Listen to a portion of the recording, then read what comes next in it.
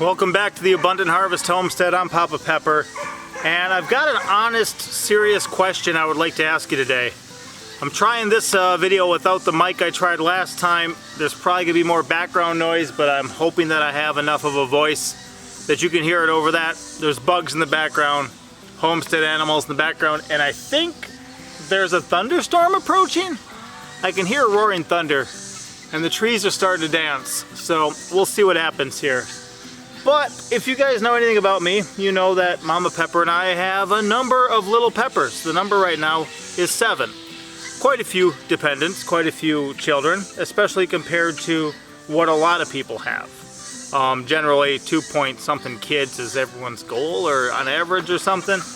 And the question that I have is, if you would think I was a bad dad, or possibly the worst parent ever, if my means of providing for my dependents was to take credit cards and to continually max them out and not really be paying off the debt or the interest. And when I ran out of one credit card, just get another one, or go to the bank and get another loan, that then not only am I going in the hole each time in debt, but then also having all that interest added on top of it to take care of the people I'm supposed to take care of. And if you have any partiality to me, if you have any appreciation for me, I want you just to rule that out for a moment and simply evaluate the actual evidence of man has dependents, goes deeper and deeper and deeper into debt every year to provide for those dependents. Would you consider that good? Would you consider that wise? Would you consider that terrible? And would you think that my dependents then would be in a good position because they're expecting me to take care of them, but the way that I'm taking care of them would be to just continually go deeper and deeper into debt? I'm going to pause for a moment, actually answer that question below, to at least get a starting place of where you're at, and then allow me to explain myself. Now that you've had a moment, and if you've not had enough of a moment, pause the video, okay, and then replay, and then start playing it again. But if you're ready, I'm going to proceed. The reason I asked this question is to call something to mind for people. Now, number one, you know, if you've heard me before, I'm not into debt. I don't think it's a good idea. I don't think usury or interest is a good bill to add onto your life list of bills to pay, just to pay a whole bunch extra in the long run because you want something quick and now. I also don't think it's wise to kind of have that fast food mentality of give it to me now, even if I have to pay for it in the end. I don't like that. I don't want that lifestyle. I don't want to set that example. So since we sold our house back in, I think, 2015, we haven't had any debt. If I have any bills, I pay them in full the second I get them, and we move forward from there. But the reason I posed that question the way I did was there's a lot of people who are dependent upon the government right now.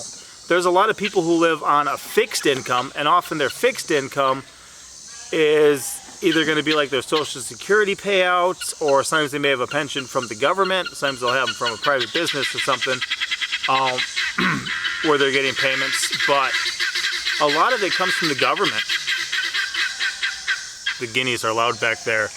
And one interesting thing you can do is just look up the U.S. debt clock. The national debt clock is incredible to watch if you think about it, and I would check it out. It looks like it's usdebtclock.org, and right now the current U.S. national debt is 30,621,747,550 some. No, it's 60 some. No, it's 600,000. It just keeps going up. Now it's 700,000. Now it's 800,000. I'm gonna let you look at that for just a second. right up there at the top. You see that just going and going and going and going and going? That's insane. But the deal is, what do you think is going to happen with a $30 trillion debt that you're not going to be able to pay back? Per citizen of the United States, that's 91,000 and some odd, dollars that each person, if you just took that debt and spread it out across the board. It's pretty messed up, and really watch this thing go up. Another interesting thing is you can actually watch the interest go up. That's crazy to think of. It's amazing. Yeah, the interest on the national debt is 440,737,088,000 and some odd, dollars. That's messed up. And the reason I want to point this out to you is, for instance, if I was my children and I was actually in a state where all you just keep doing is going deeper and deeper into debt, and then just, giving all sorts of money to people I think might be in need at the same time, because that's, what the government's doing. Look at all those different stimuluses they packaged and passed. How much that money didn't have anything to do with people who are actually in need. It went out to all sorts of different companies, all sorts of different businesses, all sorts of different countries. Some of that stuff, I think there's even, different gender studies for different countries, different bills, to try to get everyone on the same world page. Just messed up stuff. And of course, if you guys know as well, having money that is not backed by anything is just fiat currency. They're just printing it into oblivion and dropping the perceived value more and more and more, which is why we see inflation, which is why we see recession, which is why we see all these problems happening. And the solution is not just to print more or to pretend that it's fine by just giving everyone more money. Because like if I have some money in the bank, or let's say I'm even smarter than that, let's say I have some money in a safe, okay, and let's say I'm foolish enough just to keep it in US dollars, and I have it sitting there, and the government prints a whole bunch of stimulus money. Well, what I had on hand just decreased in value. It decreased in value. It may look like the same amount there, and like I even got some extra from being stimulated by my government, but the value actually dropped. It actually decreased, which is why there's a lot of different things I prefer to have money invested into rather than just money on hand. And for you guys who are on a fixed income, if you guys are on some sort of fixed income from the government, now is absolutely the time that I would think about finding a way to supplement that income. Okay, I'm just going to go through a couple quick streams of revenue that I have, and some of my stuff too, like the pear tree behind me has a couple pears on it right now. It's right there 15-20 feet away from me. I planted it when I got my first YouTube payout because I didn't just want to keep the money or just spend the money. I wanted to invest it. So now I have this pear tree over there. There's another one over here that's not doing as well and it doesn't have any fruit on it. But I bought it at the same time with our first YouTube payout ever. And that's part of the investment that I have for my future. Owning the property and planting things like fruit trees, because even if that fruit tree maybe is dead in 30 years, well, I could take the seeds from the pears that it produced and plant those and have new replacements. That's actually part of my retirement plan.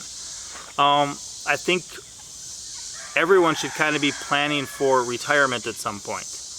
Not that you're just going to sit around and do nothing the rest of your life, but to have actual things that you're going to be taking care of when you get older. That tree right there is part of my retirement plan, okay? I know people who have YouTube channels who got monetized who don't really put out videos anymore, but what happened is people still watch their old videos. They kind of have evergreen videos that are always going to be, decent content, always going to be applicable. So they still get views on those videos, and then they periodically still get a payout, even though they're not putting in that effort anymore. And that's what I like, is to step outside of the 9-to-5 job. Okay, because a 9-to-5 job, an hourly wage, I have to work another hour to get another wage. Now you may have worked at all your hours and you're counting on the Social Security. How long have they said that Social Security isn't really going to be there? Eventually it's not.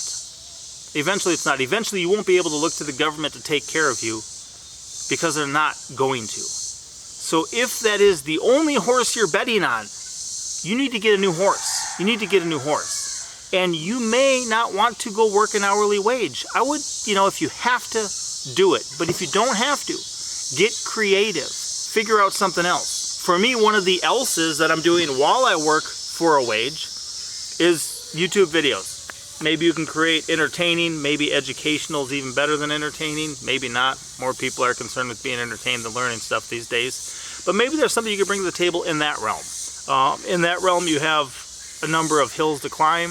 Got to get 1,000 subscribers, got to get over 4,000 watch hours in a year before you even are eligible to be monetized. But that's one of the things that we did to supplement our income, to have another stream of revenue.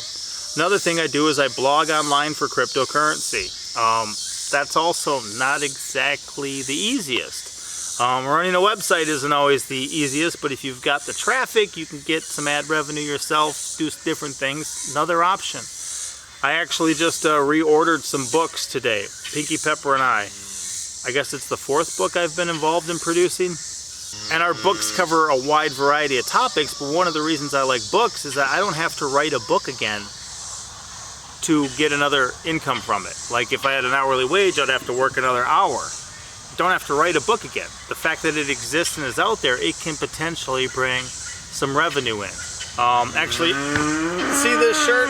This shirt is from Sanctified Supply Company. I'm working with them right now to bring out some shirts. Why? Because I like them way better than Teespring shirts. This one's actually a backwards print. So it says stay humble and kind. But if you were looking directly at me, in the real world, it wouldn't say that. It only says that when it's reversed. So if I look in the mirror, or a lot of different cameras on your phone or things, they'll reverse it automatically. But this is a message for the person wearing it. That's why it's backwards. But I'm working on bringing out some shirts with them. Why? Because they can produce the stuff, bring a stream of income for them, and me being involved with it, it can bring a string of income for me. It can bless 2 families, provide people with some better stuff than Teespring can do. I don't know how they mess things up as much as they do, but I'm not a fan of Teespring. But it's another stream of income that I can have. Another thing without working an hourly wage, having to work another hour, that I can be providing for my family. I am not sure what you guys can do. I mean, I guess, Amazon affiliate links I should have maybe in my description and do things like that and potentially earn something that way too. There's a lot of different things you can do. But the point is, if you think I would be a bad dad or the worst parent ever to go deeper and deeper and deeper into debt to take care of my dependents, and you would not want to be my dependent, not want to be my child, what are you doing with the government if that's your your main source of livelihood? I understand having worked the hours needed to for your life and paid into Social Security and expected to get that return on your investment. I understand that.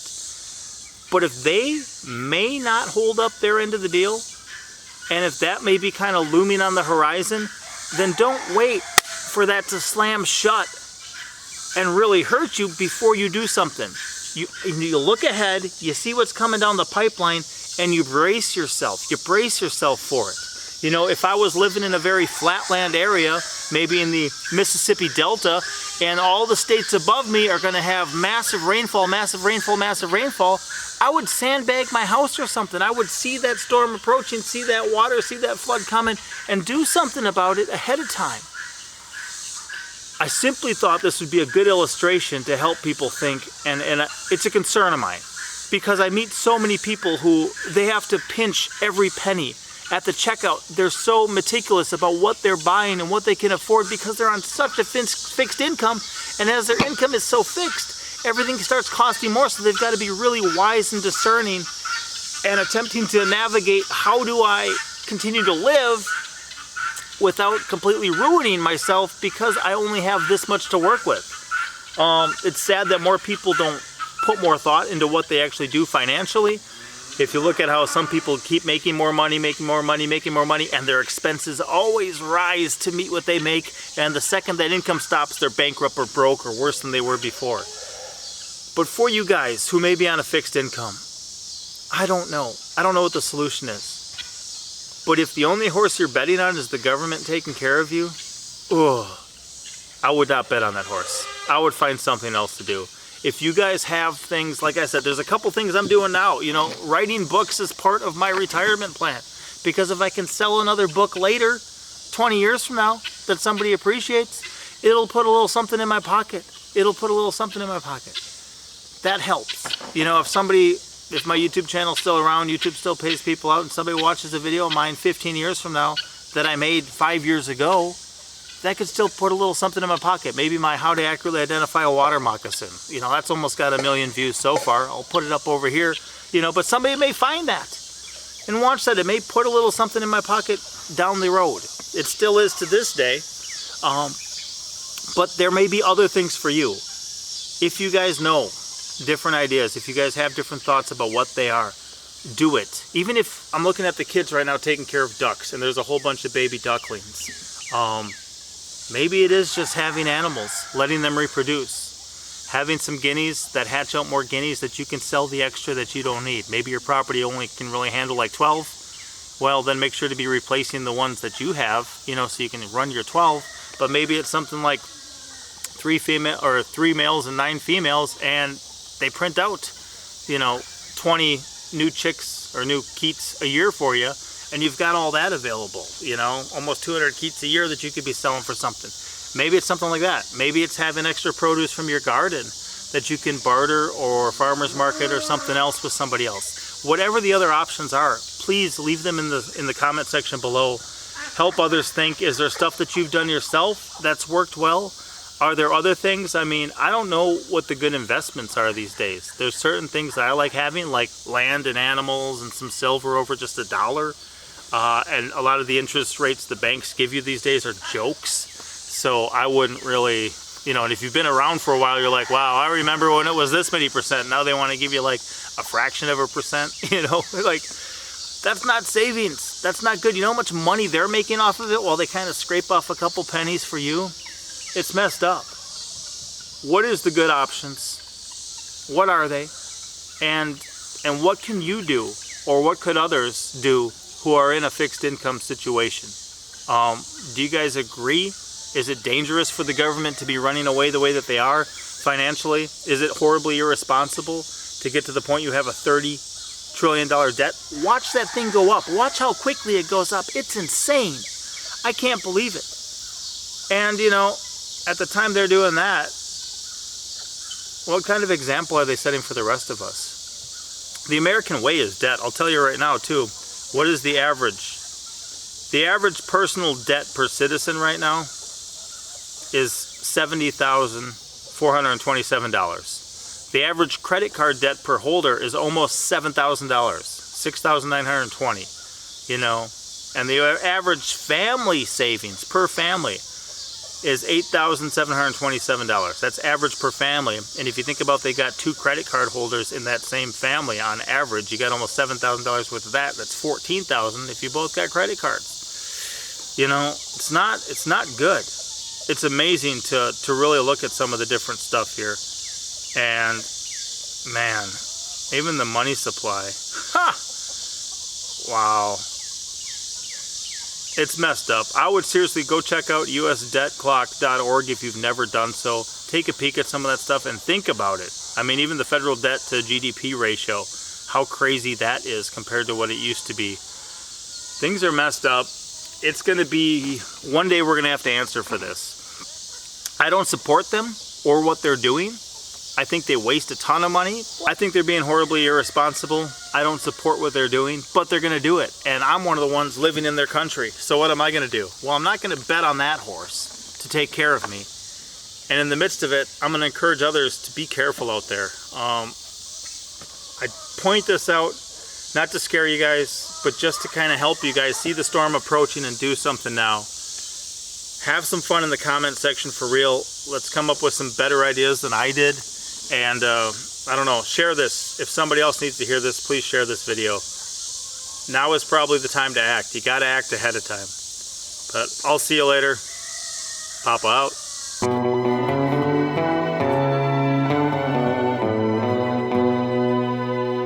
Thank you for watching.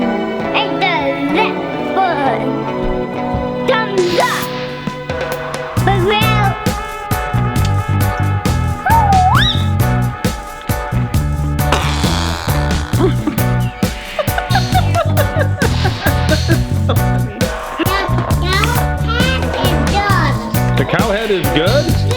That's because you know